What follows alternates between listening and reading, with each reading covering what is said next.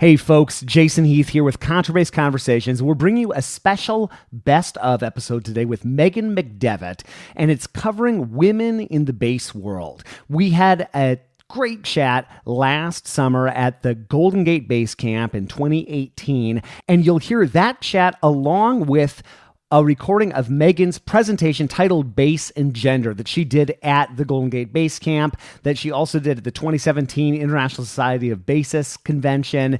And this is just such an important issue, obviously. And though we've put this out before, it's easy to, with the amount of content we put out, it's easy to let things kind of get lost in the shuffle. So I just wanted to bring this back to the surface and put out not only Megan's original interview, but also this conversation in one episode. I really hope you enjoy this. Here we go. When you're auditioning or when you're even practicing, like if you're thinking about practicing for an audition and you go like, I probably shouldn't win, like, are you gonna win? Like, today's episode is a conversation around a really important topic. I'm just so glad that our guest is doing what she's doing and talking about this and bringing this to consciousness among both men and women. I'm Jason Heath. This is Contra-Bass Conversations, and we are chatting with Megan McDevitt about bass and gender, about women in the bass world, what that experience is like, and it's just such a valuable conversation. I know you're going to get so much out of this. Megan is an outstanding bass player and teacher and is one of the rising stars of the bass world for sure. She's developing this really interesting contemporary music performance career. She finished her doctorate at the University of Michigan. We talk about that. We talk about all kinds of topics. Really valuable conversation, and I just know you're going to love this. So let's get to it. Quick shout out to our sponsors, the Bass Violin Shop, Colstein Music, Upton Bass, and D'Addario Strings. More on them later. But let's dig into this conversation with Megan McDevitt.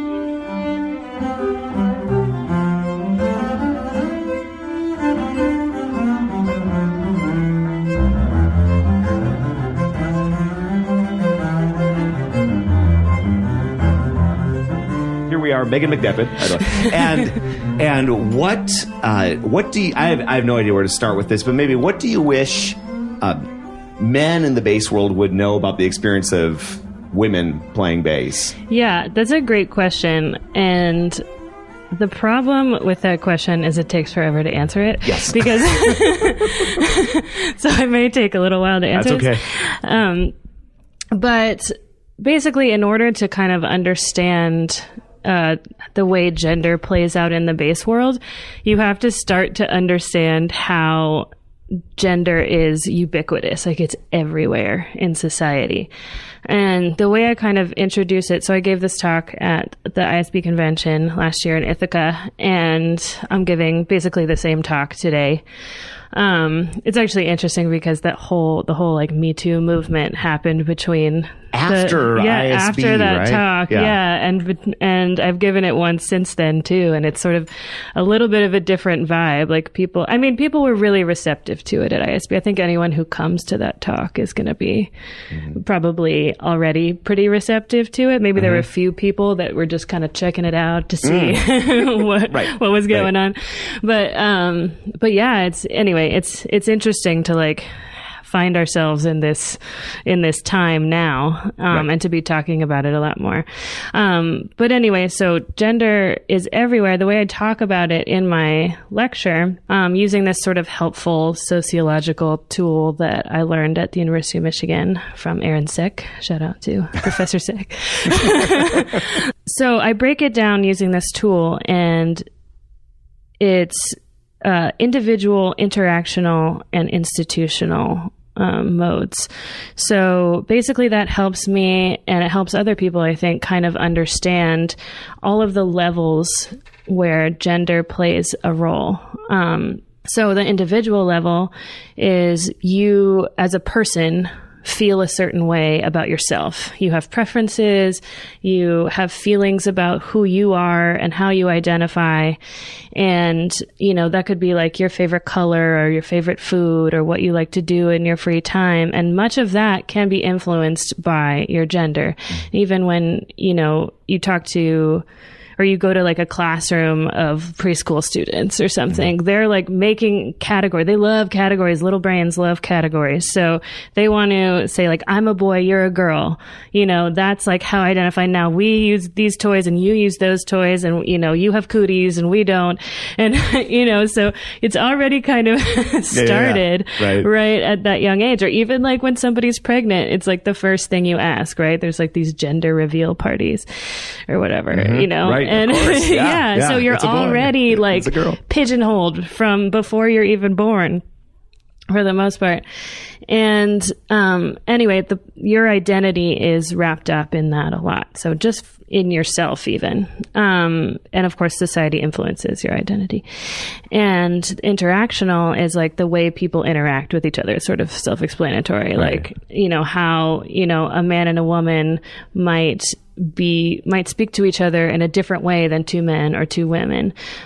Just like even in the physicality, in like, you know, it's common for men to interrupt women more often. I'm not saying everybody does this, but I'm saying like that is more common in general. So there's this, and women are more likely to exhibit like deference or do something called support work, which is like asking how your weekend was, or, you know, asking questions about you, you know. So it's more likely for women to do that. So the way we interact, like dating conventions for heterosexual couples, you know, are influenced by that. And then there's institutional, which is like, you know, public bathrooms are divided by gender. I hear like some universities are changing that now, which is kind of cool. But, or the military, you know, any institution you could think of, education, government, even like family hierarchies count as institutions, and orchestras for sure, have like gendered components, like, you know, military conscription is like an obvious example of a gendered component of society. So once you start kind of using those tools, I think, to understand how big of a role gender actually plays in our day-to-day life, you start to realize that it's not just like, oh, you're sexist, that person's not sexist. It's like, it's very hard to kind of separate gender from any other component of the way we interact with each other or our society. So that's like a whole like long sort of background. It's a big topic. Yeah. It's a big topic because, you know, we don't play bass in a vacuum. You know, totally. So once you kind of see that, you realize that there are these sort of norms we've put on, like what it means to be a good bass player, for example. You know, there's this idea that you have to, you know, I've heard people say like, play with balls, you know, like it's very, sort of got this masculine connotation to it. It's baked into the culture. I mean, that's what, even like people will flip their strings out, you know, at the tailpiece, and they'll be like, balls out. Oh, yeah, right. And I mean, I know it's just like juvenile locker room humor, but it's not necessarily like harmful or damaging or like awful, but it is like, it's important to recognize that is part of the culture. And then when you recognize that, you realize that women who play bass are sort of like infiltrating that culture in some way.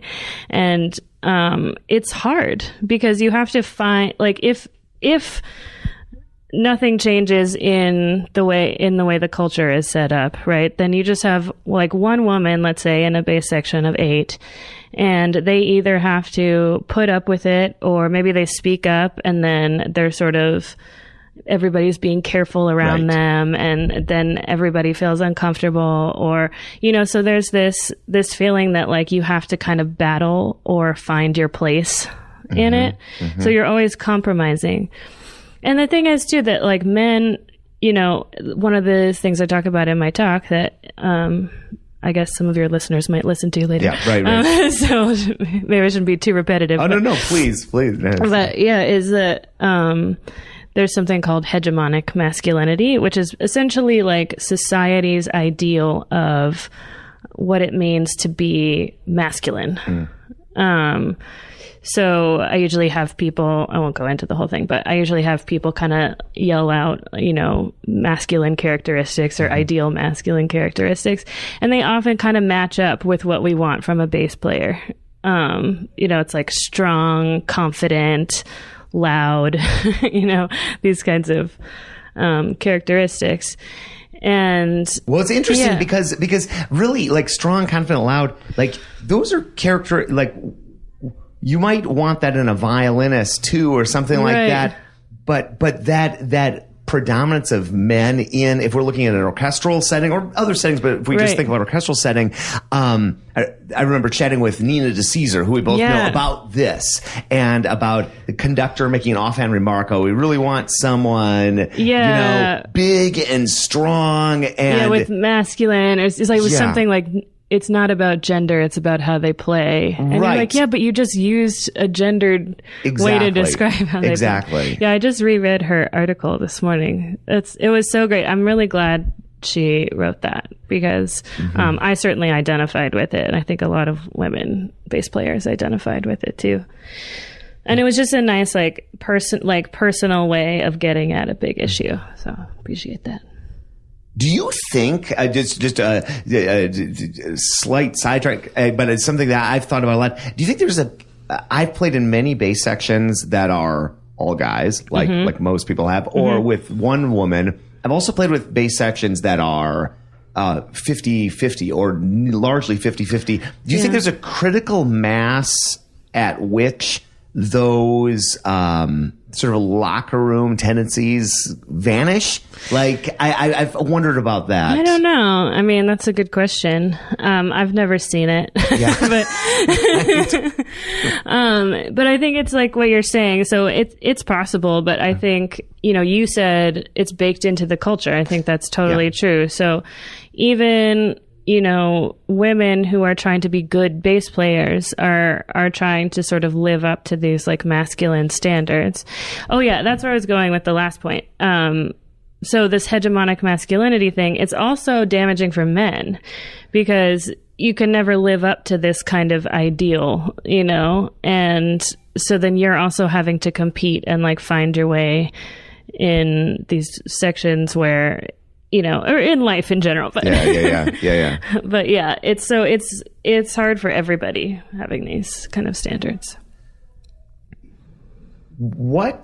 At what point, things that I've wondered, and it's interesting to chat, and thank you for doing this, by the way. I feel like it's a tremendous burden to ask so like represent all. I mean, not that I'm asking you to do this, or but it's courageous. I just applaud you taking this on at ISB and these, but like it is a big burden to be asked to represent all of womanhood in a sense in bass. And it's a similar thing if you talk to someone who's African American. Yeah, totally. You know, does anybody who's in some sort of a minority position. Yeah, and I would like to say that I don't represent all women, and of course. Everybody has a different experience. I try to make that clear in my talks too. But you know, I'm trying to the way I'm approaching it is I'm trying to use both my personal experience, which kind of drove me to look into this more and do some research, and like just a more global understanding, and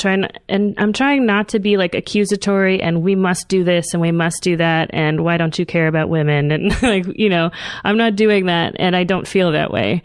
I just am trying to bring it, and many other people are too, trying to bring it out so that we recognize what's going on. And if we acknowledge the way the culture is, you know, that's a good step towards like thinking about framing it a different way, if we can. Samuel Colstein, who founded Colstein & Sons, back 70 years ago at this point, Sam was largely self-taught. Here's Barry Kolstein about how his father got into the business. It was mainly self-taught, but I will pay homage to people that need to be paid homage. He did study a bit with Al Eisenstein, who was a great repairman in Manhattan. He was considered one of the top. And Al was very gracious. He allowed my father to sit at his side, watch him work. But a lot of it was self-taught. My father was a very ingenious person. He really would look at a problem and figure out 5 ways of doing it and then choose the right way always. Ever since those early years, Kolstein & Sons has been working to solve problems for bass players, provide them with ever better instruments and new opportunities in terms of travel basses and cases and all sorts of things that we need as bass players. Thank you, Barry, and thank you, Kolstein, for everything that you do and for sponsoring the podcast. I've said it a million times. You're making something by hand out of wood. You can do everything right, and it can still go sideways. That's Eric Roy of Upton Bass talking about their concept of no B stock. And though it's painful to work a piece of wood for days and discover some flaw, the right call, and this is what Upton does every time, is to just get rid of that wood and start new. You never know what's going on under the surface. Despite your best efforts, wood is an organic thing, and Upton takes its commitment to quality seriously. Learn more at uptonbass.com, and thank you so much for sponsoring the podcast. Well, for you, growing up here in San Francisco and playing bass, what did you start on bass? I played violin for a couple of years, and actually I hated it. Okay, I played violin too and hated it too. Yeah. I was like, people ask me what I played, I would say second violin. Because that's what I just Totally. When did you switch over? Sixth grade. Okay. Actually, I was lucky because Barry Green actually would come to my middle school every other week, right from sixth grade, and that was part of the reason I wanted to play bass. Also, my best friend at the time, who's also named Megan, we both decided to play bass, so we were like the Megans for a while, and we heard that there was like this special bass coach who would come once a week and take us out of orchestra, and we got to play bass ensembles. So that was sort of part of the driving factor for me switching bass. Now, I'm a bass. These gender roles, like you're just saying, they exist throughout society. So they're going to exist elementary school, middle school too. Right. But how was it being a female bass player at that young age? Did you feel like you were doing something that's just for boys, or did that thought cross your mind at that young age? Yeah, interestingly, it was mostly girls who played bass. Right. And it's interesting now, and I've wondered about that, and things that there's probably no clear answer, but most of my students here in San Francisco, these elementary, middle school students, 75% girls, at least. Yeah, I think maybe that kind of started with Barry. He was pretty encouraging of girls to play bass. Or I don't know, maybe there's something in the water here, but I have found that the further I've gotten in my career, the other girls have dropped off a lot. And at every point. Well, that's something that you talk about in your talk, and these numbers. If we just look at the professional orchestra world, do you analyze the ICSOM, International Conference of Symphony Orchestra Musicians? I think it's the top orchestras in the United States. Right. Let's say referred to as ICSOM orchestras. The percentage of women in those orchestras, and then the percentage of women in the leadership roles, principal or assistant principal. We don't have the numbers in front of us, but can you generally just... for bass players specifically, not in the orchestra as a whole, but the bass section, it's 8.3%. 8.3%. The number. And, that was from a year ago, and I haven't updated it, but I haven't heard of other women winning auditions recently, but maybe I'm totally wrong. So please correct me if I am. But yeah, anyway, it wouldn't have changed significantly. 8.3% of professional, highest level bass players are women. And most of the time, they're not in leadership roles. There are a few, like Minnesota Orchestra has principal and Kate Nettleman. Yeah, the which is top awesome. two chairs. Yep. Yeah, so that's like a kind of anomaly that's pretty sweet that sticks out. But anyway, I also like order them by pay, like highest pay to lowest pay in that level. And so that's how you can kind of see the economic impact of this or the financial impact of this. Like Minnesota Orchestra is eighth on that list. And the top 7, I think there are a total of 2 or 3 women in the whole section. No, and it's interesting because of all the things that you can audition for or apply for, I mean, there's bias everywhere, but we have this standardized pretty much process, and people are behind a screen, and in other instruments that's resulted, not all instruments, but many, violin's a great example, in nearly parity, right? 50-50, maybe more women than men in several. I think, what is it, St. Louis Symphony, last year, they had more women than men for the first time, which is cool. So that actually, it made it 50% more likely for women to get hired. Okay. The screen. Yeah. So this process, if we just look at instrumentals in general, this process, we can be fairly confident that it's been successful, that we're well on our way to parity. Maybe not, at least in terms of that. So, but then we look at bass and we have these numbers and they're not getting any better, right? They're not getting better. Like if we look over the decades, the trend line, my wife's a radiologist, and we look at the trend line, and 30 years ago, I don't know the numbers exactly, I'm just making them up, but let's say 10% women in the profession. Now it's 50, right? Bass, it's 8%, and it was 8%. It was probably lower. Maybe it got higher at some point and then came back down. Yeah, in fact, and Ira Gold helped to organize about 20 female bass players from internationally, really. And I was fortunate enough to be a fly on the wall and listen to this. And my recollection is that, if anything, it's gone down, was the consensus. Right. And so why is it? So you're growing up here in San Francisco, mostly women, that female bass players. Then that number narrows, or for your experience, it narrows. Where did it narrow and why? I think at first, it narrows a little bit at every step. So like in middle school and high school, I think my senior year of high school, I'm not sure if I'm getting this right. We had all women. And one of the years I was in high school, it was like only girls in the bass section, which was sort of, but everybody thought that was funny. Like it was like a weird thing. Right. Yeah. But, and then I went to college, and it was me and maybe 1 or 2 other women, at UC Santa Cruz with Barry. And so I was still with Barry Green, so that might have affected it in a way. And then when I went to San Francisco Conservatory for my master's, I was the only girl. And since then, I think after I graduated, they were half and half one year.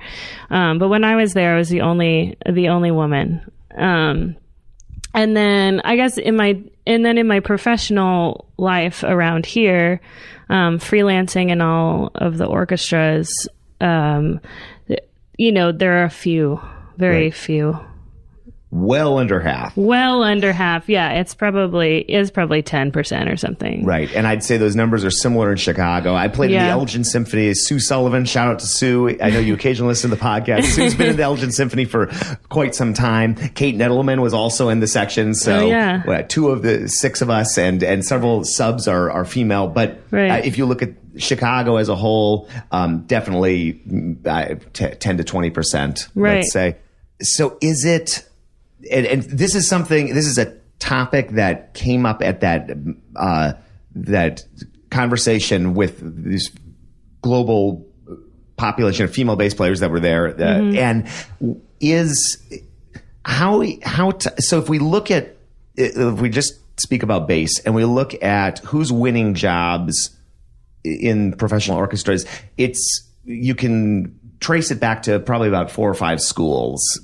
Somebody's had some association with. At the time of recording right now, Curtis, Rice, USC, couple BU, others. maybe. Yeah, BU, Indiana, right. There's a list, let's say 5 to 10 schools. And so where are women falling out of love with the profession? Where are women not pursuing it? Where are they being driven out? Like, I wonder where is it the high school to college transition? Is it the undergrad to graduate transition? Is it like where in that link? I don't know. I think that's a great question. It would be worth really deeply investigating that. But if you think of, or if you compare it to, I think it's engineering, that field is also, it's very similar. Yeah. And what they found, they did this study a couple of years ago where they tested whether or not having a woman mentor was an important factor. And what they found was that some of the women in the study had no mentor, some had a male mentor, and some had a female mentor. And the women who had no mentor in this study were the least likely to pursue a career in the field. So this is graduate students, people at the graduate level of engineering. They're getting like doctorates in engineering, and they just go like, oh, this isn't for me. I got to switch. The people with male mentors, it could go either way. And the people with female mentors were the most likely to continue to pursue their career. And so there's something to, a couple of aspects of it. There's the feeling of I belong here because I see somebody else who looks like me, who I see myself in, doing this thing. Therefore, I can do it. And if you don't see yourself doing the thing, or especially like winning the audition or being the principal, if we're just still talking about orchestras, which we could talk about all kinds of levels of bass playing, jazz, and solo and whatever. But if you don't see anybody else doing it, then you're less likely, like you might still do it, but you can feel defeated more easily. You thinking I don't belong here. And then there's a person who has connections, that you can sort of have as a mentor, who can introduce you to people who can promote you and who can like keep encouraging you to pursue what you're pursuing. And if you don't have that, it's much harder.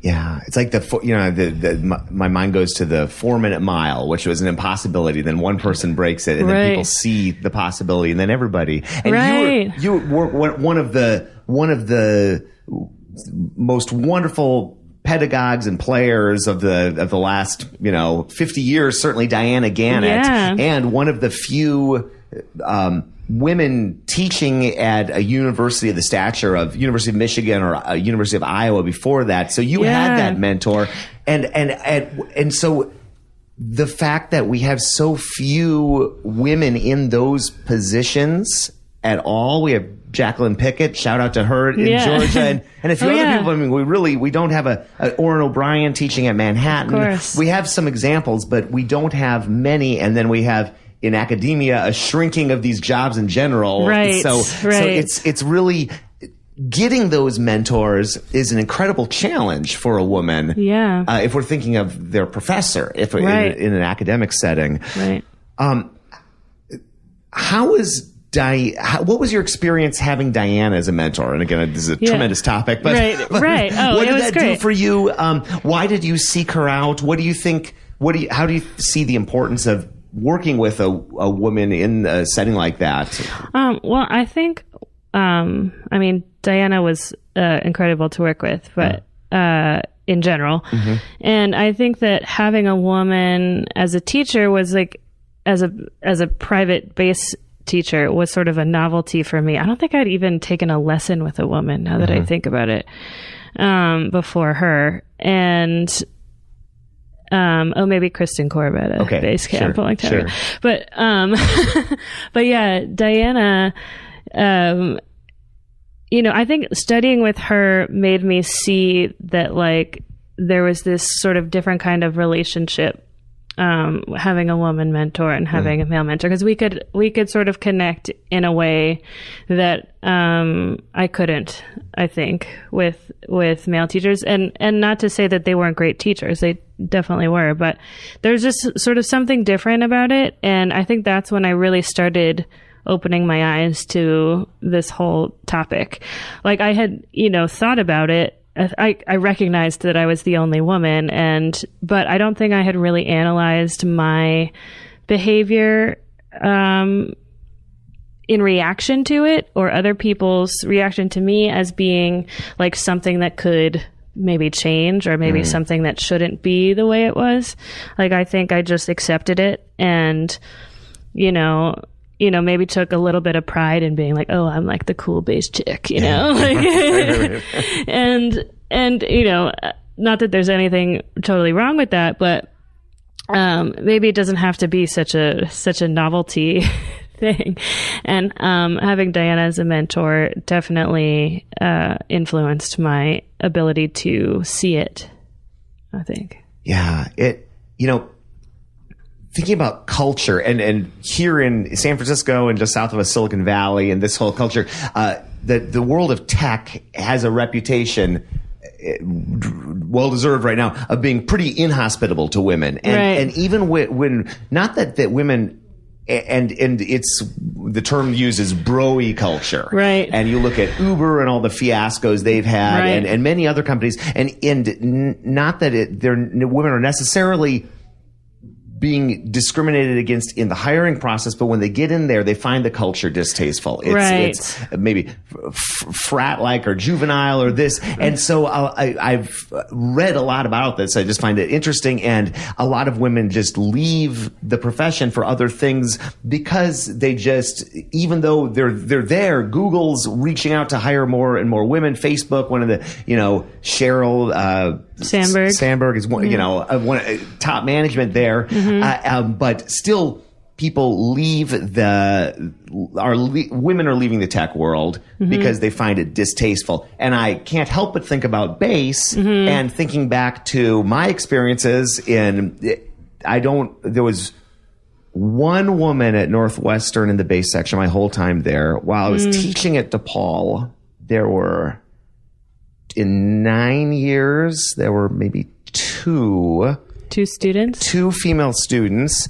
And, you go into the bass room and everybody's, it's like the locker crap room. Is everywhere. Everybody's pants and shirts are everywhere. And then it's the changing room. And then the girl comes in and it's awkward. Yeah. And it is that when you get a whole bunch of guys together, and especially a bunch of 18-year-old guys, it's not that far from a high school locker room, right? So surely that must contribute to women not wanting to just think well, I don't want to. Do I really want this for my future for the next 30 years? Right, exactly. Yeah. So there's all these, like you brought up the screened auditions earlier. There are all of these factors besides just playing behind the screen that are involved. So yeah, there's that kind of culture. Like, do I want to be part of this culture? There's, not seeing yourself, and feeling like, Nina's, article, she talked about this thought that she had of, that would be awkward if I won principal, because then, I'd be this 22-year-old girl, like, bossing all of these older men around or whatever. And I totally understand that feeling. Yeah. And I think a lot of women do. And I think it can be distracting when you're auditioning or when you're even practicing. Like, if you're thinking about practicing for an audition and you go like, I probably shouldn't win. Like, are you going to win? Like, exactly. That's such a great point, because that's talking to all these people that have won auditions, and it's all about mindset. It's all about being true to yourself and believe. And if you have that doubt anywhere, and I've had that doubt about my own, if you have that doubt and you have that added doubt because of what we're talking about, that's such a great point. Yeah, totally. So yeah, and then a lot of orchestras also take the screen down for the last round. Which I don't understand, It's like, exactly. That kind of defeats the purpose. And, I'd love to hear an argument the other way, but I do think that, that could contribute to it. And then, like you said, once you get into the orchestra, there's the culture to contend with. So there's a lot of other factors. This episode is brought to you by the Bass Violin Shop, which opened in 2001 as a small double bass workshop in Greensboro, North Carolina. Today, they're staffed by 3 full-time, highly skilled bass luthiers, and they specialize in double bass sales, rentals, setup, restoration, and repair. For nearly 20 years, they have satisfied thousands of clients by offering quality instruments, knowledgeable service, reliable repairs, and superior restorations at affordable prices. They're always happy to assess basses for trade-in, consignment, or even purchasing outright. Contact them to schedule a time to discuss your bass and your future needs. For more information and current inventory, visit their website at bassviolinshop.com and be sure to follow them on Facebook and Instagram. This episode is brought to you by D'Addario Strings. Our friends at D'Addario want to help listeners change their strings safely and efficiently, and they have a few tricks to help you achieve that. Each time the string winds around the peg, be sure that it lays neatly next to the previous coil as opposed to crossing over itself, which increases the risk of breaking. Wind each string from the middle of the peg outward, making sure never to rub up against the peg box wall, which also increases risk of breakage. Learn more at orchestral.daddario.com, and thank you so much for sponsoring the podcast. And so let's maybe take the younger folks, the people, the teenagers, the people that are going to college right now, maybe starting their undergrad. Mm-hmm. Maybe we could start with the men, the guys. What should they be aware of? What can they do? I'm sure most people's intention isn't to make women feel unwelcome. Right. What are some things that they can do to improve the situation? Yeah, so great question. I think that the best place to start is to recognize. So I was just thinking earlier about how it's kind of like practicing, right? So Scott Pingle, when I studied with him, had this sort of formula. I'm not sure where he got it. He didn't make it up, but where you have like a 4-step process. It's unconscious, incorrect, conscious, incorrect, conscious, correct, and unconscious, correct. Yeah. Right? So it's kind of the same thing with this stuff. Like we're walking around not aware that we might be causing other people problems, or that we might be contributing to, we're not the cause of it, but, we might be contributing to a larger problem without any awareness. And then once you bring awareness to it, you're like, you see it everywhere, and you'll know. Like, I think like once you start to recognize the way we interact with each other, and you start to think about it consciously and not just like reacting subconsciously, you really start to see how you could do better. And so it's just a matter of, like, not making a big deal about people being a woman, or, you can always ask the person, so, I mean, maybe they won't like to be asked, but I think that's still better. I think it's still better to just say like, oh, like, just talk to them. Talk to them. Say how do you feel in this section? Like, is there anything I can do? People appreciate that kind of thing. And, I think some people maybe don't want to be singled out. But I think that is more, I don't want to overgeneralize, because I could be wrong on this, but I think, we were just talking the other day that's more of a kind of, there's a different mentality in the sort of older generation of women, I think, in the bass world.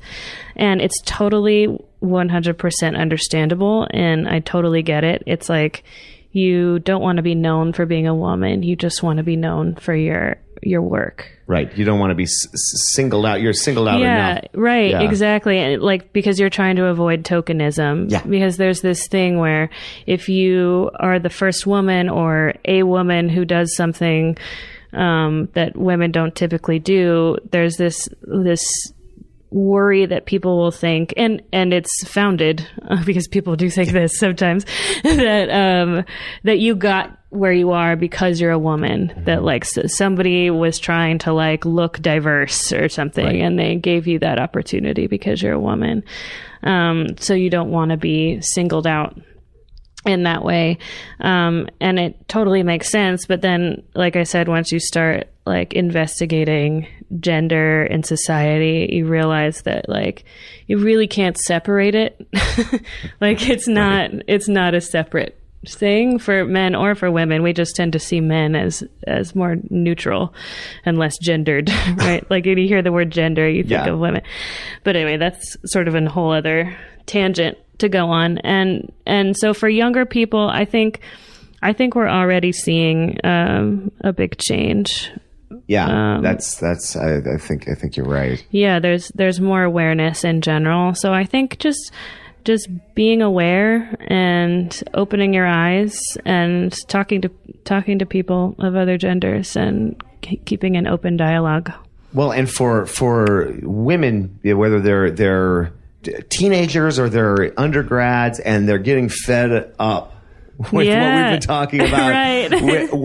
Whether it's the dirty shirts hanging on the base rack or whether it's the balls out jokes or whatever, like, what advice might you have for, because you've stuck with it, right, and even though you've seen the percentage of women narrow from growing up in San Francisco to what you're doing now, and you're doing super interesting things now, by the way. Thanks. I'll mention in the intro, but Megan's living in Buffalo currently and finished her doctorate at Michigan and is I've got a duo, with another woman bassist called Shade and Light.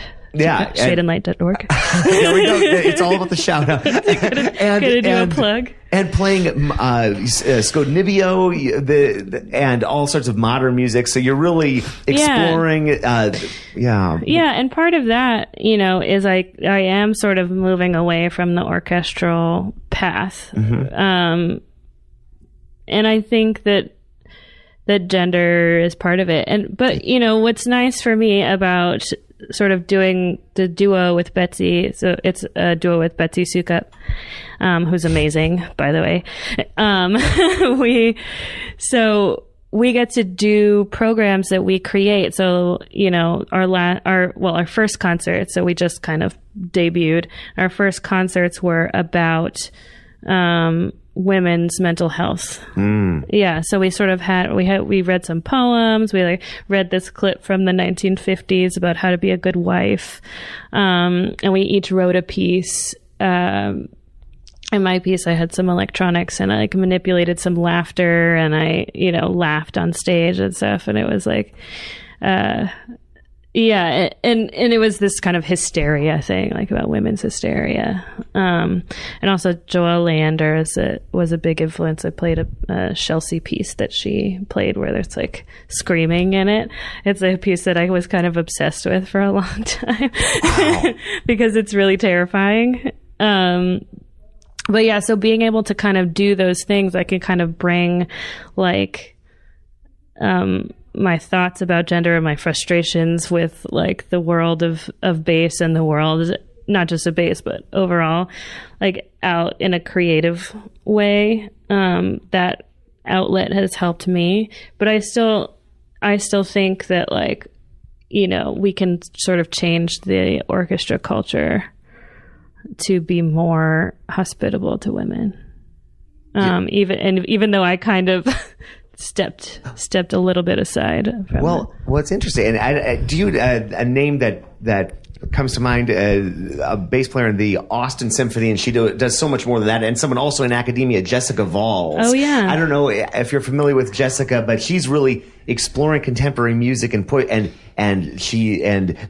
theatrical pieces and that sort of thing. Cool. When did you get into that? And I'm just curious if Barry Green had any influence, or if that was something after that, because Barry obviously explores all kinds of projects. When did you start to explore these things outside of the orchestral box? Yeah, I mean, actually, it's interesting you say that, because I think that studying with Barry at UC Santa Cruz, I was sort of thinking outside of the orchestral box. But then when I decided to pursue bass as a career, the sort of orchestra path was like, oh, well, that makes sense. You can get a job. And, you know, it seemed like reasonable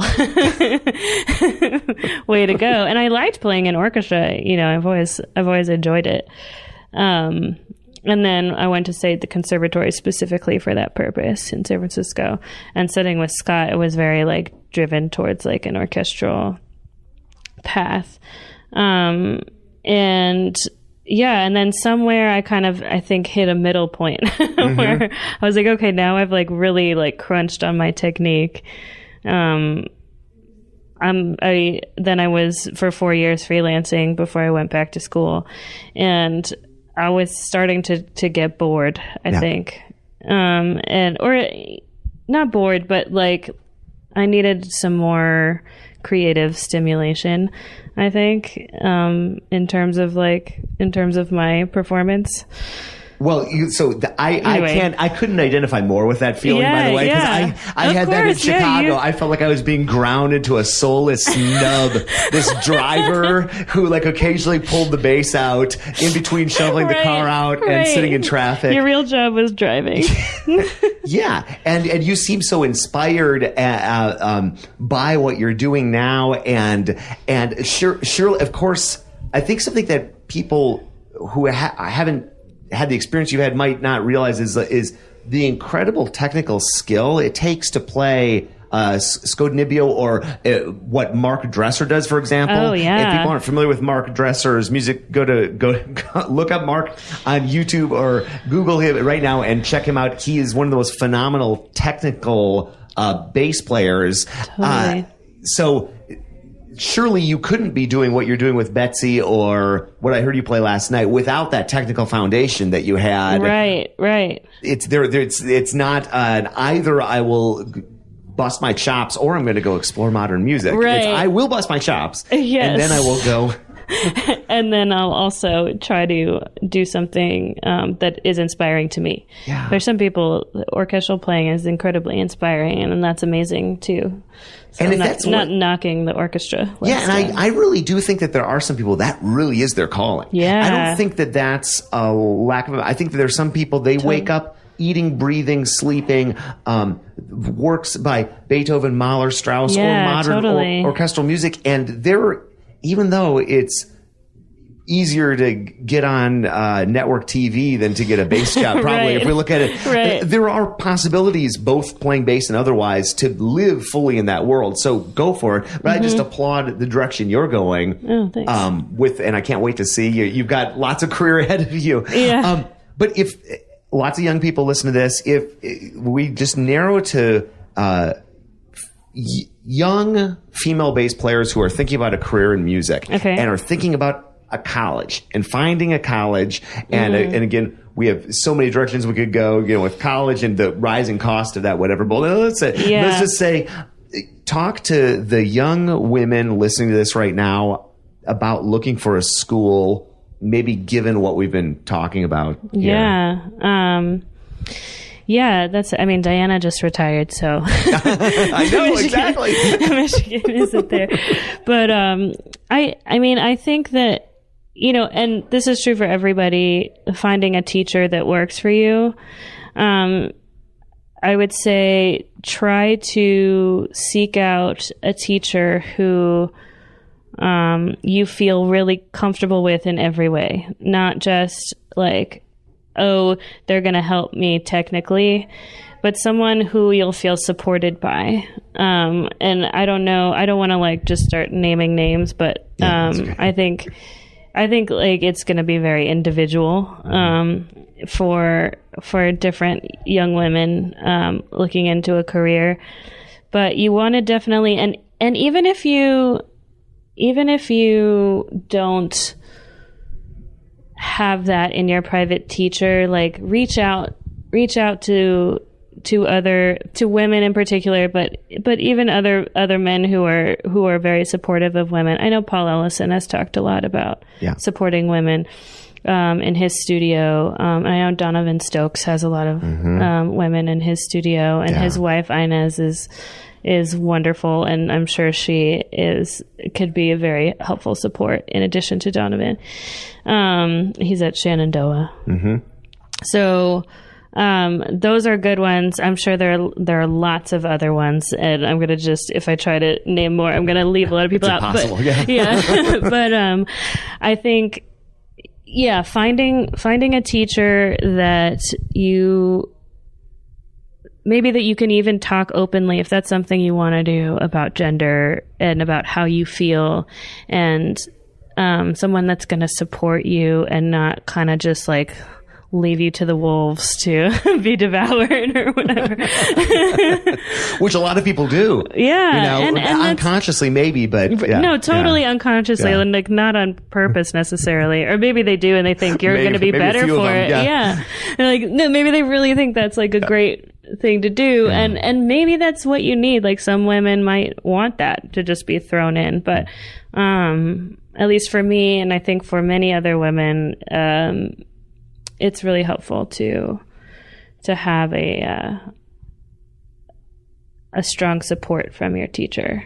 That's not just for bass, but for like how you're doing and your career path. What would you tell, if anything, Megan about to go off to UC Santa Cruz? Okay, so you're still in the San Francisco school, studying with Barry, going to go work more with Barry at Santa Cruz. Yeah. You've done all the things you've done. You've had the experience you've had, and I applaud what you're doing, and I can't wait. We got to do a round 2 and 3 and 4. So this is not the last time we'll talk, but What would you tell young Megan? It's funny. Like, I didn't go to Santa Cruz to study music. I didn't know I was going to. I knew I was going to keep taking lessons, but I decided to major in music a little bit later. So I think I would have started earlier and practiced more. I said you should practice more your first year. Did you miss it when you got there? Were you doing less music when you got there? And you just what made you go that direction? I played in the orchestra. And I took lessons, and I played in the bass ensemble because we had a bass ensemble. I think I just realized, like, oh, this is the thing that I always want to do. Yeah.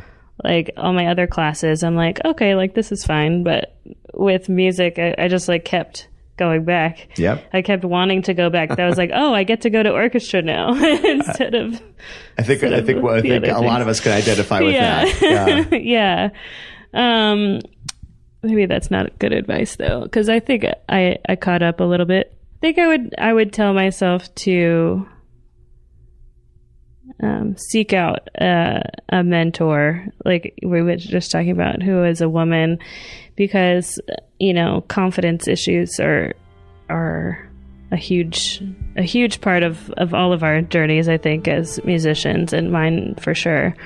To just kind of help build my confidence and just help build my confidence. Well, I think it's easier, like you were mentioning, easier than ever to reach out to people. Diana Gannett is online and is this giving person. Inez, everybody emailed Diana. A lot of just flood her inbox. Sorry, Diana. Sorry, Diana. Megan, pleasure. Yeah. Thank you so much. Thanks, Jason.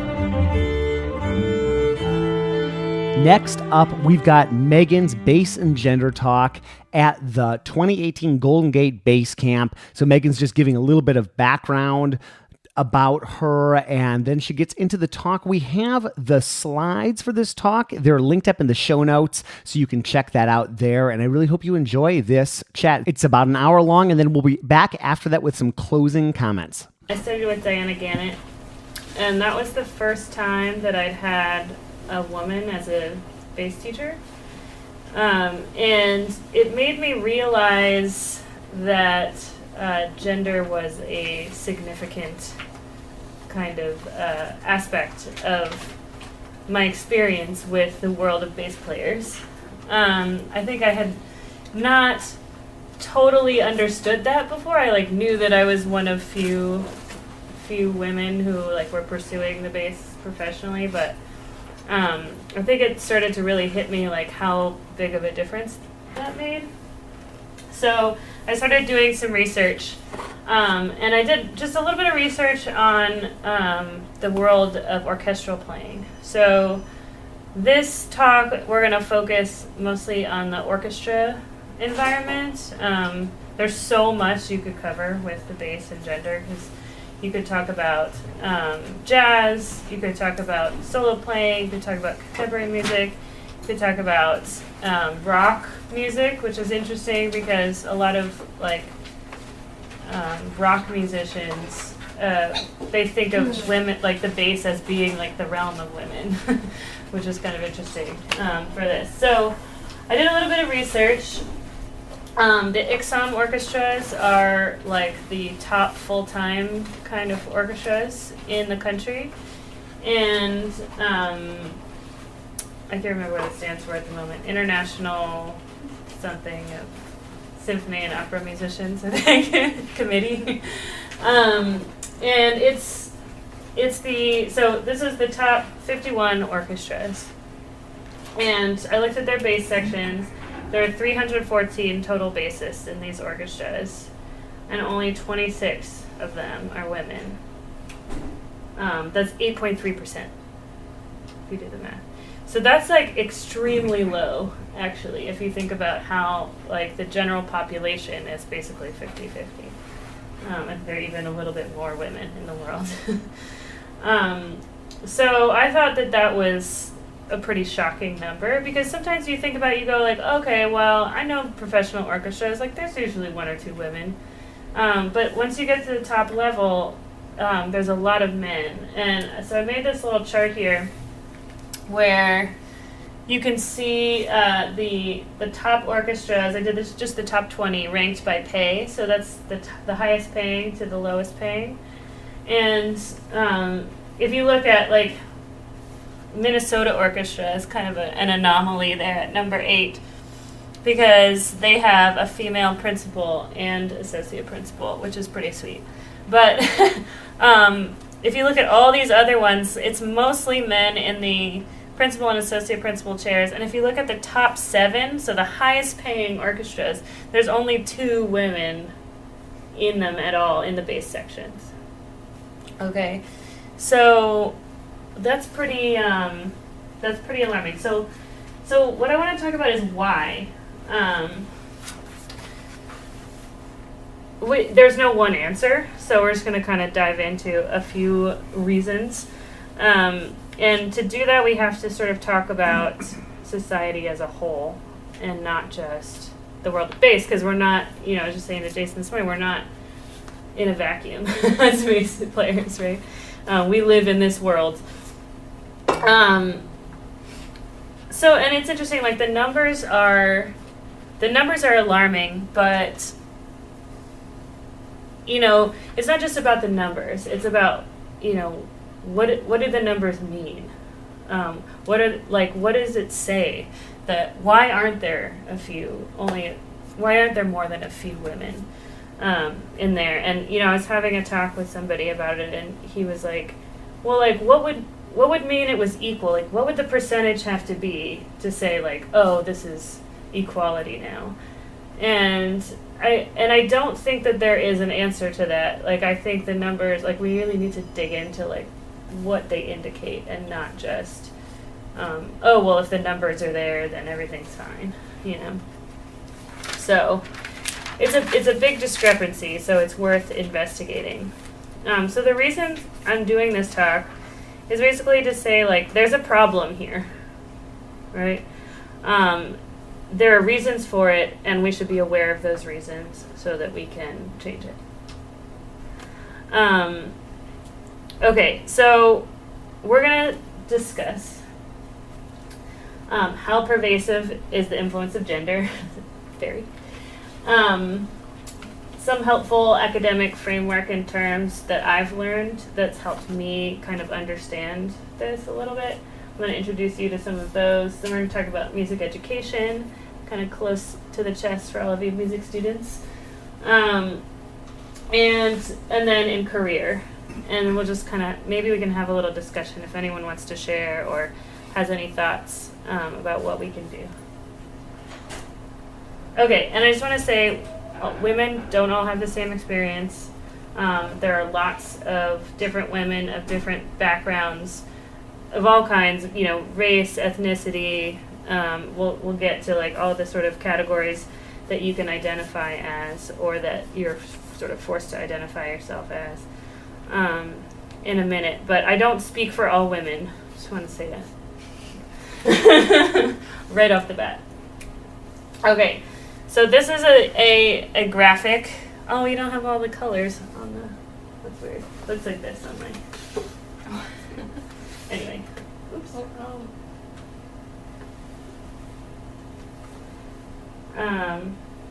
You guys all heard the term intersectionality? Ever heard it? It's okay. It's a term that is used kind of a lot nowadays. I see it a lot on social media. It started in academia.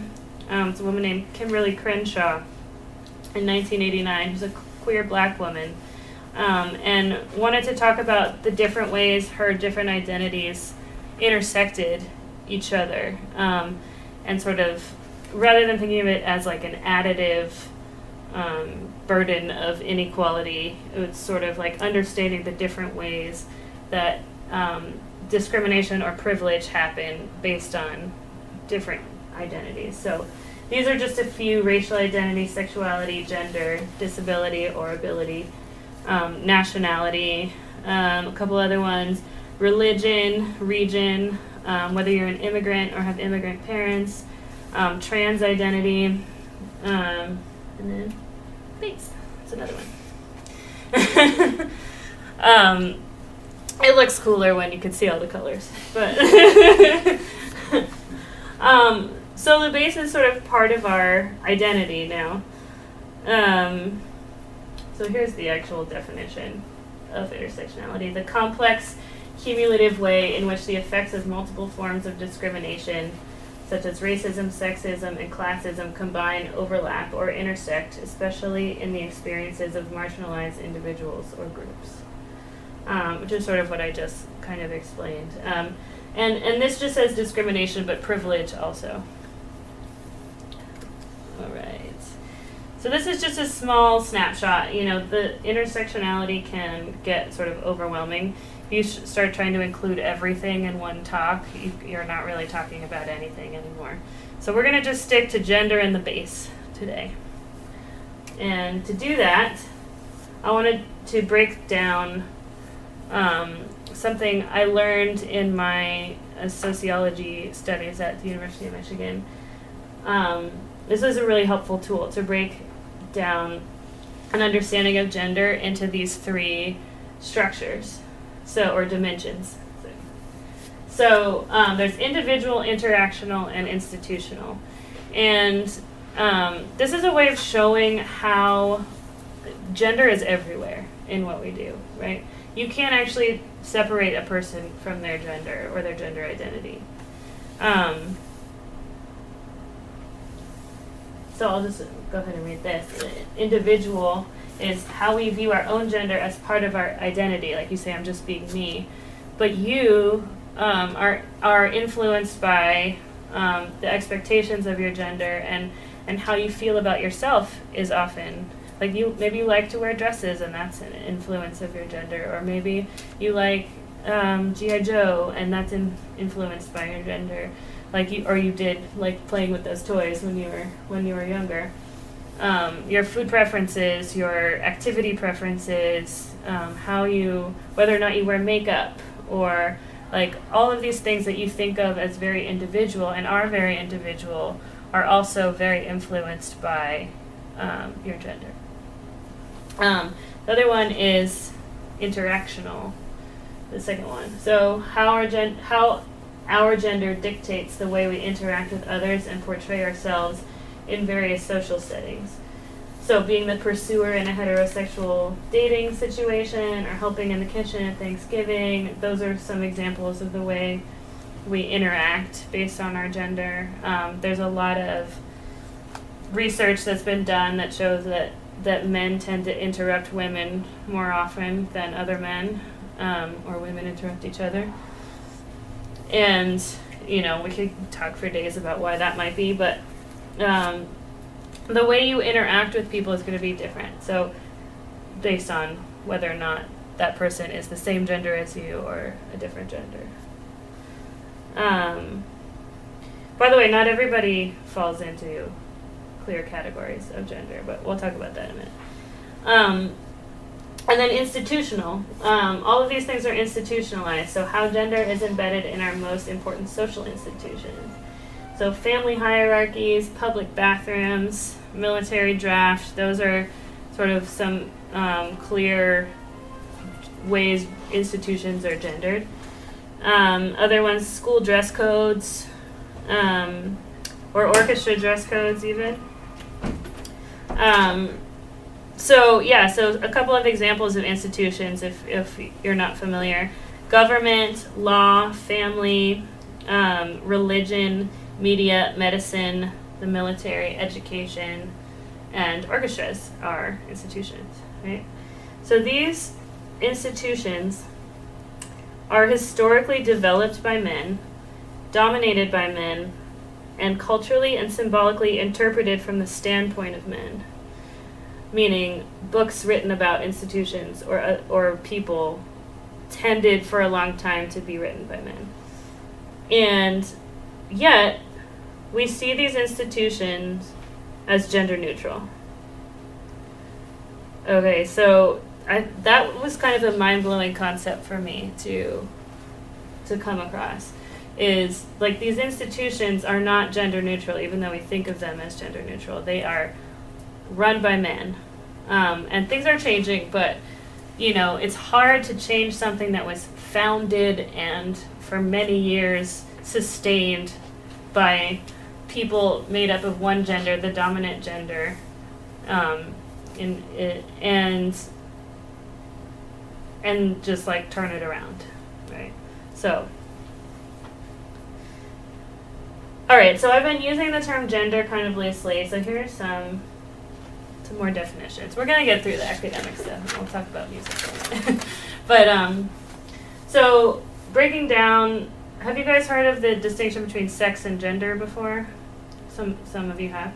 So sex is basically your biologically based assignment using criteria that's been socially agreed upon to determine a person's membership in one of two groups, male or female.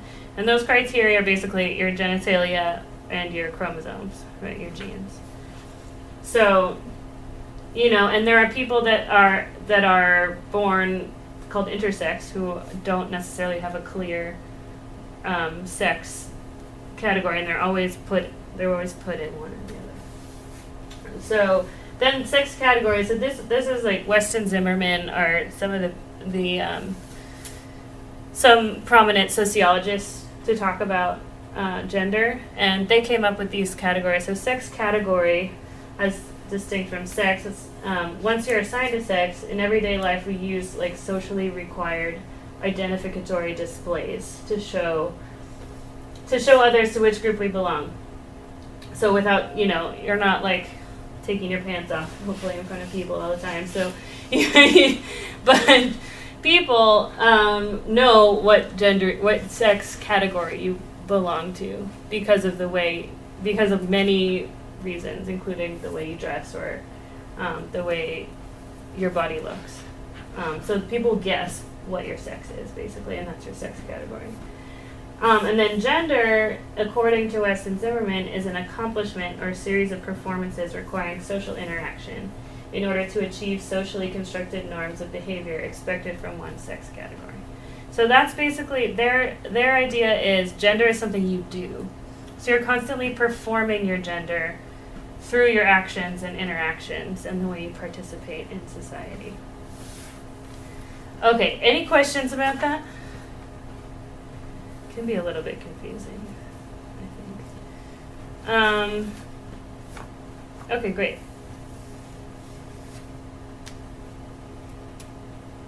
Oh yeah, right. So this is another sort of an institutional definition of gender. It's an institutionalized system of social practices for constituting people as two significantly different categories and organizing social relations of inequality on the basis of that difference. So basically, the difference leads to inequality. Creating these two main categories can lead to one being dominant over the other. It's sort of essential to it. Okay, so we're going to do something more fun now. See people nodding off. Okay. I'll just use this side of the board and that side of the board. So I want you to think about what you think society's ideals of masculinity are. So if somebody's a person and they're the most masculine person, what do you think our society values in that person? Go ahead and yell things out.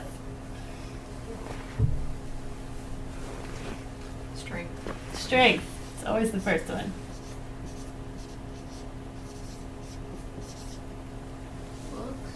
Looks. Good looks. Maybe.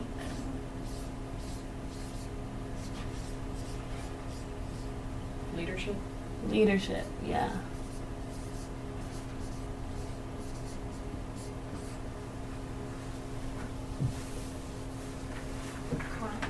Confidence, yeah.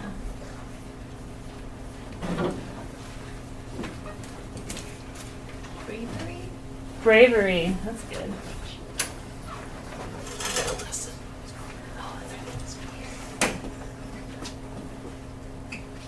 Anything else? I'm going to just add these because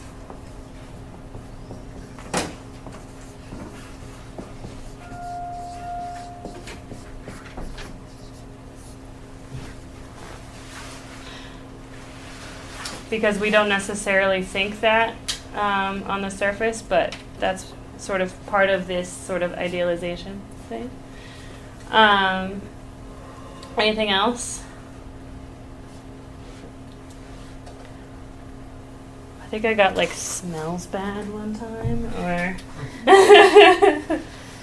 it's okay to smell bad.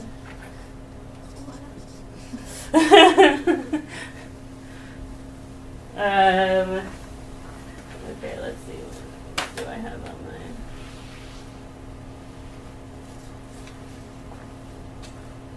Let's see. What about loud? Or what about money? Do they have money? Wealthy?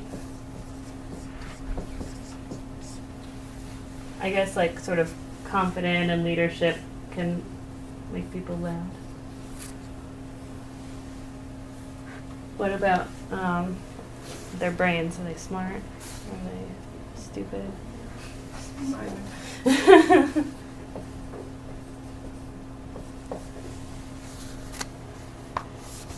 Anything else? Maybe outgoing? Extrovert. What'd you say? Extrovert. Extroverted, exactly. I don't know how to spell it. Maybe how they dress. What is it? How they dress. How they dress. How do they dress? No, that's great. That's great. What do you think? T-shirts. Well dressed? T-shirts? Maybe a nice t-shirt? Well dressed. Is that what you meant? Well dressed or casually dressed or whatever? Okay. Anything else? Do you big or small or tall or short? Big and tall.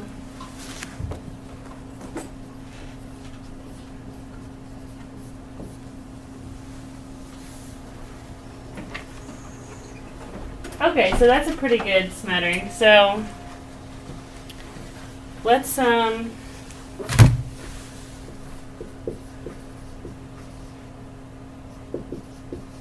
do feminine now. Smart. Let's go over here. Oh, smart. Nice. I love that. That's the first one. Soft. Soft. That's good. Outspoken. No, I don't. So yeah, we're thinking of like societal ideals of what a good feminine. So not necessarily what you personally think is good, which I love that those are like the first things you came up with. We're smart and outspoken. That's wonderful and beautiful. We're thinking about like what society as a whole thinks of as an ideal feminine person.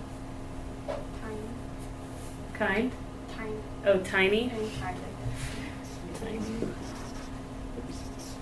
Kind. Makeup. Sorry? Makeup. Makeup? They wear makeup? Shopping. Shopping? They like shopping? Yeah. Talking. Talking? Yeah. Like they talk too much? Or they? Yeah. So that's not necessarily an ideal, so maybe not talking too much is the ideal, but they do it anyway. Right? Meek. Quiet. Meek, quiet. Too much.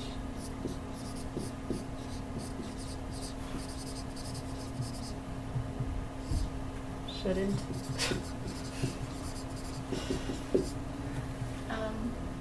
Followers. Followers.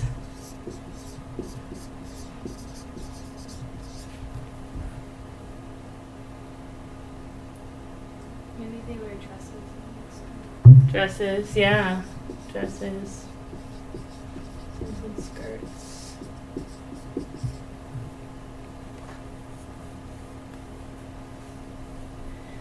Anything else? Let's see. I'm also going to add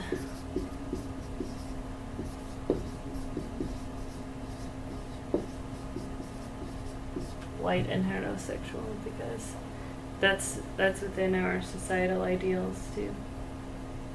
In America. That is. I like pink. Like pink.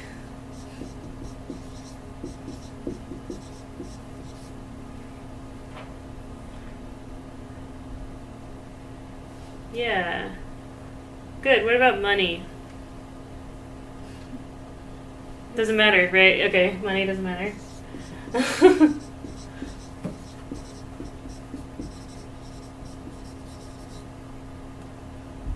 Anything else?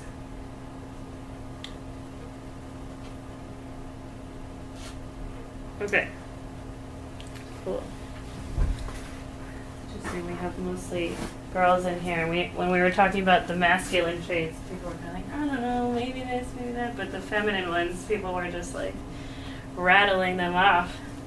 Okay, so interesting.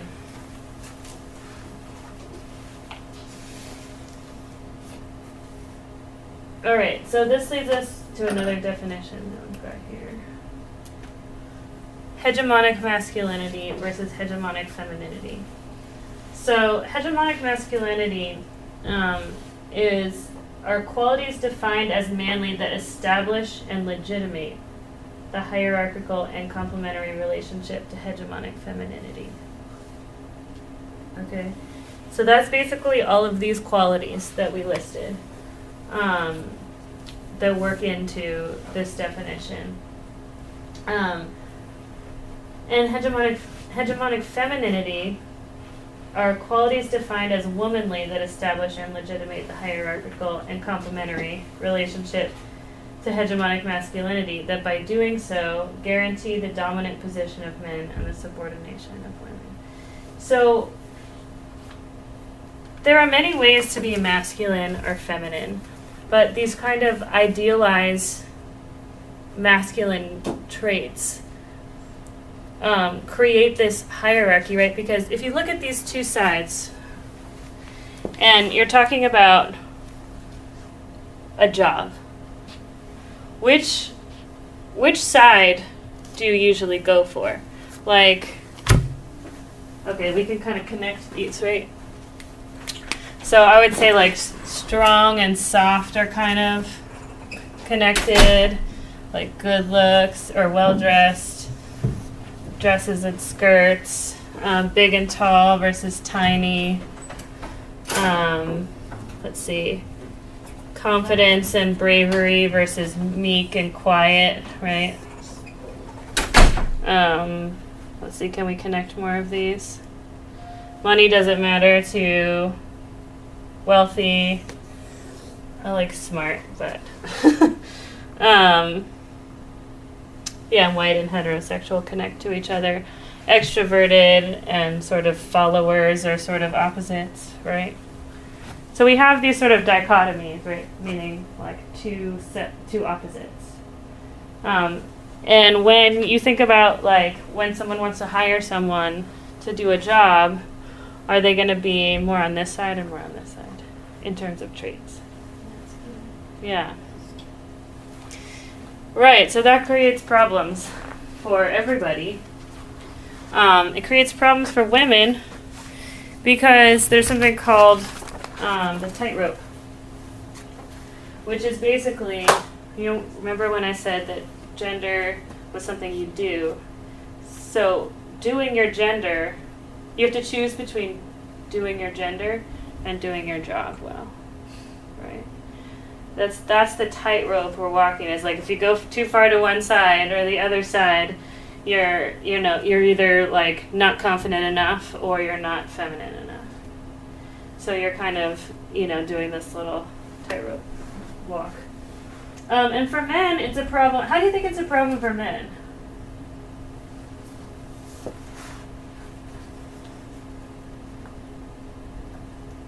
What if you're a small man?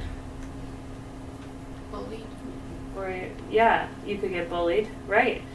What if what if you're not white or not heterosexual, or you're not a good leader, or you don't dress well? Maybe the well-dressed thing you could get away with, but it's hard for everybody to live up to those. Women can basically never do it. Or else they're sort of categorized in a certain way. And men can't really ever do it because nobody can live up to these ideals.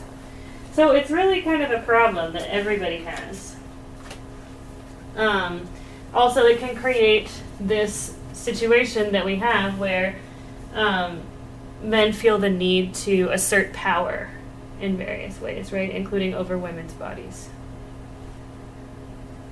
Okay. Now that I've thoroughly depressed you, I was talking about choosing an instrument. I thought this picture was so cute. Okay. So, do you guys think instruments are masculine or feminine? No. Yeah.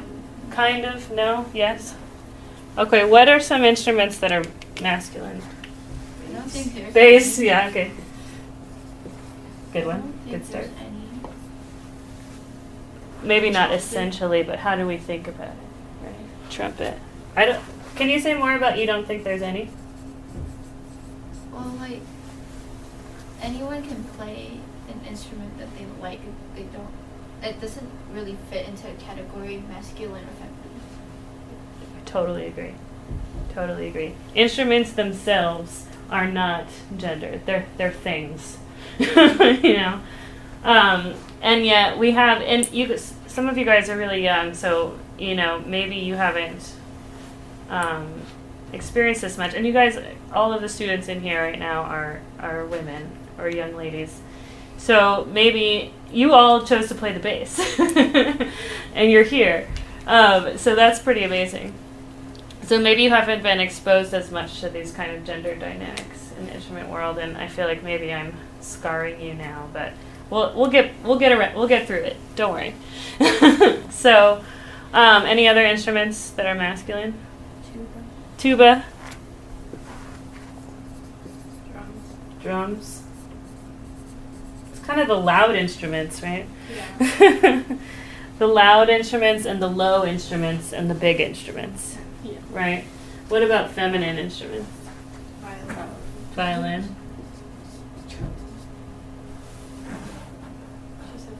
Flute?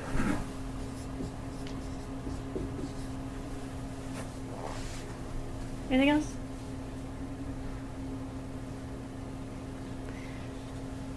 Okay, I mean, that's good. We can go and piccolo, whatever. Smaller and a little bit daintier, I guess, instruments. So this can sort of play out in different ways when kids are choosing an instrument initially. I'd love to, if we have a couple minutes at the end, love to hear how you guys ended up playing bass. But so kids who see musicians of their own gender playing an instrument are significantly more likely to express curiosity about that instrument. So with these with sort of outreach concerts and stuff, if you have a woman playing bass, then the girls are more likely to think, oh, I could play bass, than if they see a man. And it's the same for boys too. Seeing a man playing an instrument, they're more likely to choose it too. So in terms of individuals, you might think, for kids when they're choosing instruments, they might think, oh, I like to sound pretty or something, so I'm going to play the flute. So they think oh, this is about me, but their gender is influencing their decision, right? And then there's the interactional aspect of it, right? So my friends are doing this, all my friends are girls and they're all playing violin or something, so I want to do that too. Something to that degree. And then institutionally, there are textbooks that show different people playing different instruments. And when you look at the pictures of who's playing what instruments, they're really gender conforming. So it's always a woman playing the flute, always a man playing the trombone, stuff like that. So that's the way that it's sort of institutionalized. So people see this and it affects them and their instrument choice. Okay. So we kind of already did this, but how's the bass masculine? So, we didn't really get to it. So I put these instruments here under the masculine category, and we said that it's because they're big or low or loud or some combination of that. So do you think that it takes some of these traits to play those instruments? Not really. Not really. Yeah. Not actually, no. But sometimes we think about strength and leadership and confidence as things that are really important in winning an audition on the bass or something like that. And this is so interesting. You guys, this group, I've done this talk, I think it's my 4th time doing it, and you guys are so much more defiant than it. You're no, that's not true. That's not how it works. And it's great because you guys are the younger people, and you're not already sort of jaded by society. You're changing society into the next phase, and it's pretty amazing. Okay. So let's go move on because we don't have that much time. So transitioning from student to professional. So since there are more young women playing bass and studying music in school, like you guys, but the top echelon of professionals is overwhelmingly men, as we saw in the numbers at the beginning, right? So 8.3% in orchestras, in top orchestras. So what's going on? We already talked about the idea of... Wait, I totally lost my train of thought there.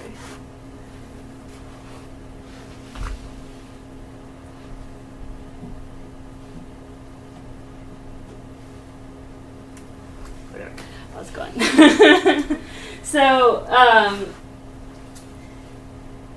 So there's this engineering experiment that was done because in the world of engineering, they have similar issues to the bass world, right? It's men, it's predominantly men, and women are kind of trying to break in. And they also were seeing a huge drop-off between graduate school and the professional world. So women were maybe not just as likely, but there were plenty of women who were getting to the top levels in school and then deciding to switch careers after, or to leave the field. And one experiment that they tried was mentors of different genders. So, like, within this group, some women in these graduate school programs were not given a mentor to work with. Some were given male mentors, and some were given women as mentors. And what they found was the women that had no mentor were the least likely to stay in a career. They were more likely to abandon the career path. The women with the male mentors were like kind of 50-50, and the women who had other women as their mentors were the most likely to stay in their field. So what they found is sort of not just seeing yourself, like even with the kids, like I was saying, you see this person playing bass who's the same gender as you, and you think like, oh, maybe I can do that too. It carries over into these higher levels, right? If you don't see yourself there, you're less likely to think of yourself as part of the group. And so not just that, but then you're involved with this person who is like helping you, like guiding you, giving you support and confidence, and who you also see yourself in, and they're fostering connections for you too. And you're basically like supported in a way that makes you feel like you belong in this profession, and you don't lose confidence in yourself. Okay.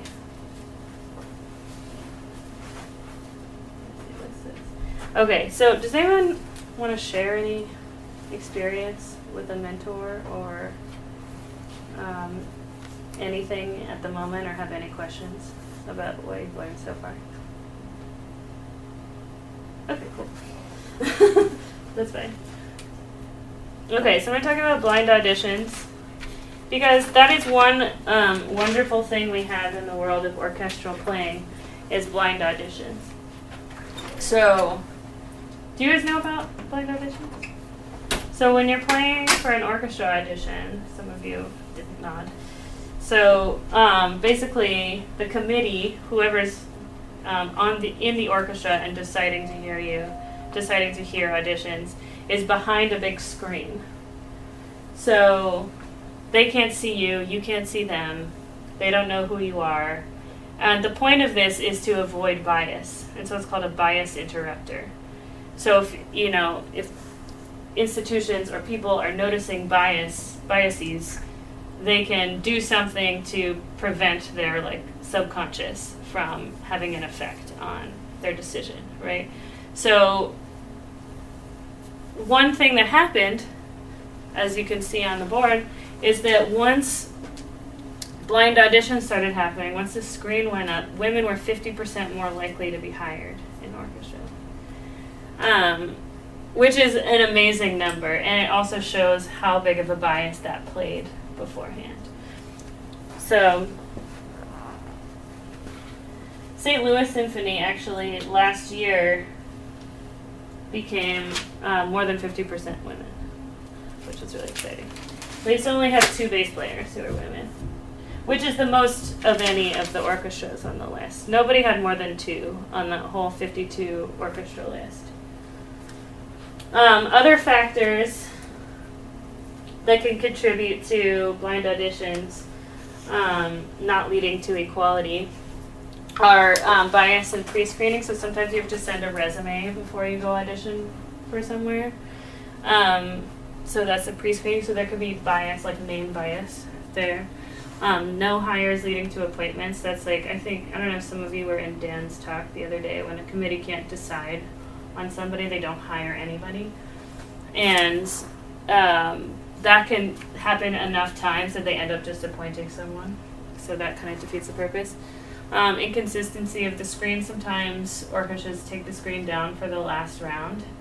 So that can lead to bias. And then there's other factors too, like support work, which is something that women tend to do, but everybody does to some degree.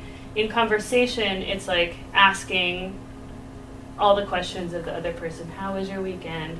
How are you doing? Like, sort of going, yeah, and like active listening. That tends to be something that women do more than men. So, and household labor. So these things can kind of get in the way of your practice time, right? If a woman, women tend to be more likely to take on more of the household labor. So if living with a partner and you're auditioning for orchestras, you might be more likely to be the one making dinner or doing the dishes, and it's less acceptable for you to just go off and take time on your own to practice. So these are some possible factors here too. Once you're in the job, I'm just really realizing how depressing this is for everybody.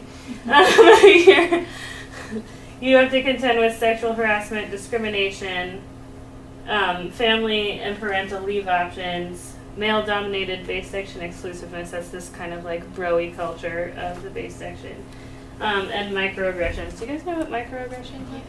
No? Do you want to maybe give her a quick explanation? So we had to talk about this at school.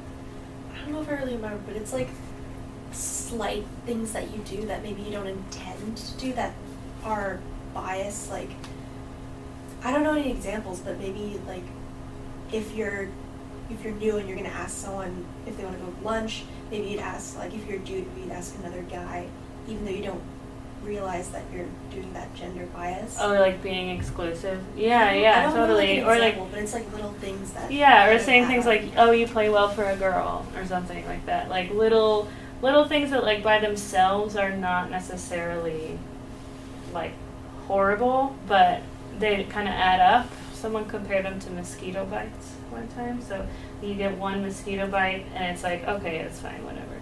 It's a little itchy, whatever. But if you have mosquito bites all over your body, you're going to be very uncomfortable. So microaggressions are like these little sort of subtle things that can add up over time and make you feel kind of defeated. Okay, so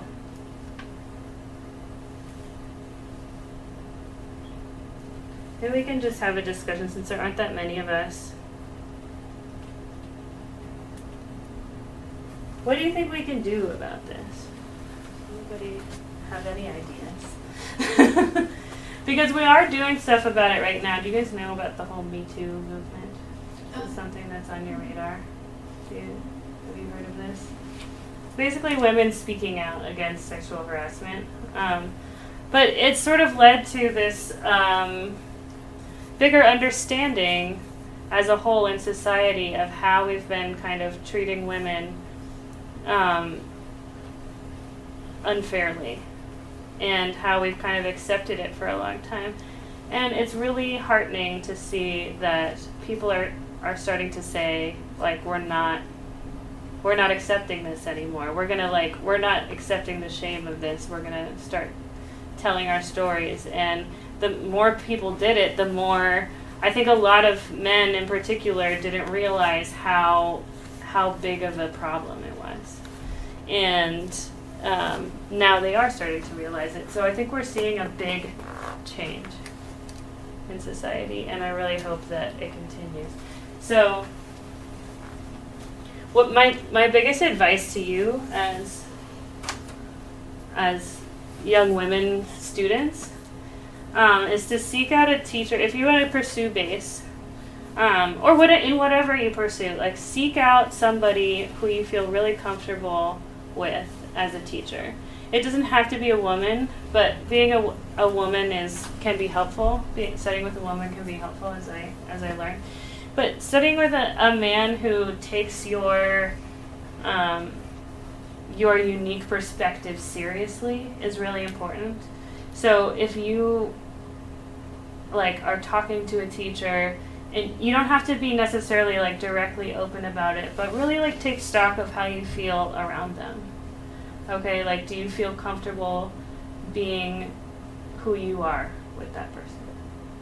Okay, because it's just it's a close relationship that you're gonna have for years, right? And one-on-one, and it's not just about bass playing, right? It's about like building your confidence and your support for the future in your future career. Okay. Anyone want to ask anything or share anything?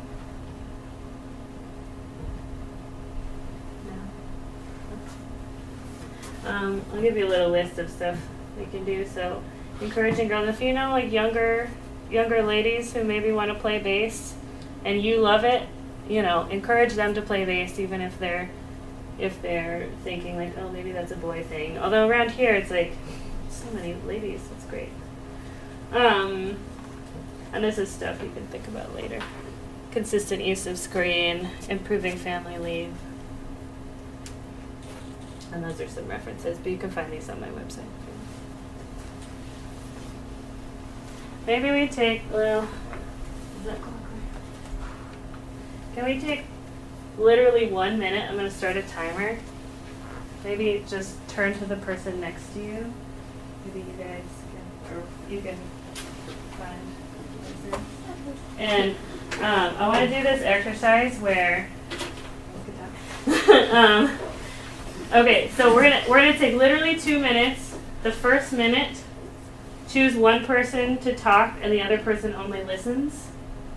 And then the second minute, the other person talks, and the first person just listens. And just talk about. It can be like a response to what you learned or some of your experience, whatever. So.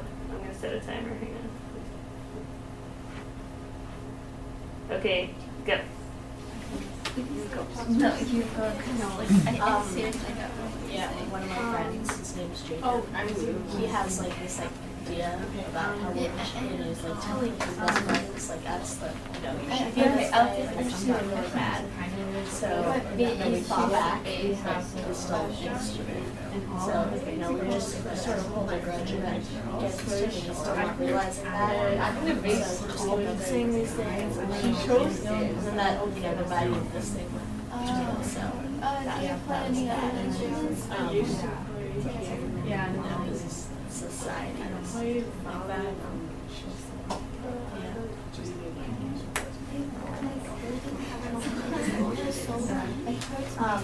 it's like very because I thought it'd be different from all the other instruments. I really big and loud that stuff.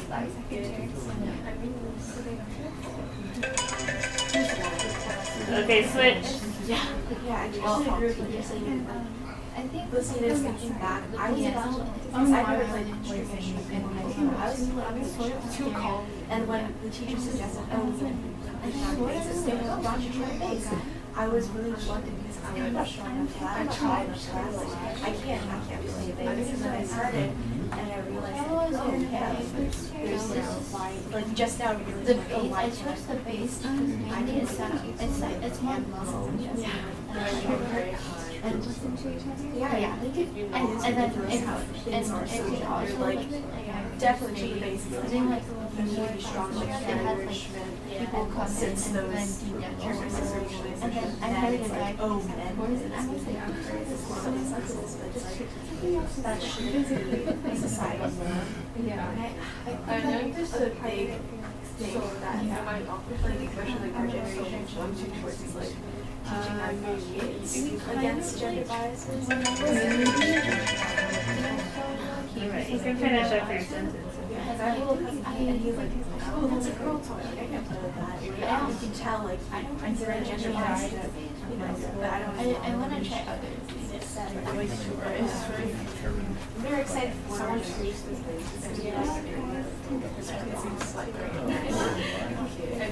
You know the diagram that you've been figured out. I don't understand it. I know. I'm glad, like, Well, the bass is the only so it doesn't make me fall asleep. So anyone want to share any thoughts that they just discussed? As fast as yeah. as fast. At school, there's a lot more guys bass players than us, and it kind of makes us feel out of place. Yeah. A little bit. Because, like, there's, like, bigger, and I don't know. Just, they all clicked. Because they're been there. I think the girls is better than the guys. The girls are better? Yeah. That maybe music. At your school? In my school, there are more bass players that are girls than guys. Yeah, that's cool. What? Your bass players. It was like that when I was younger too. Yeah, there's not much bass players. What did you guys talk about? What did we talk about? We mentioned one of our role models, and also one of the Bassists super cool role models is Oren O'Brien. Oren O'Brien, yeah.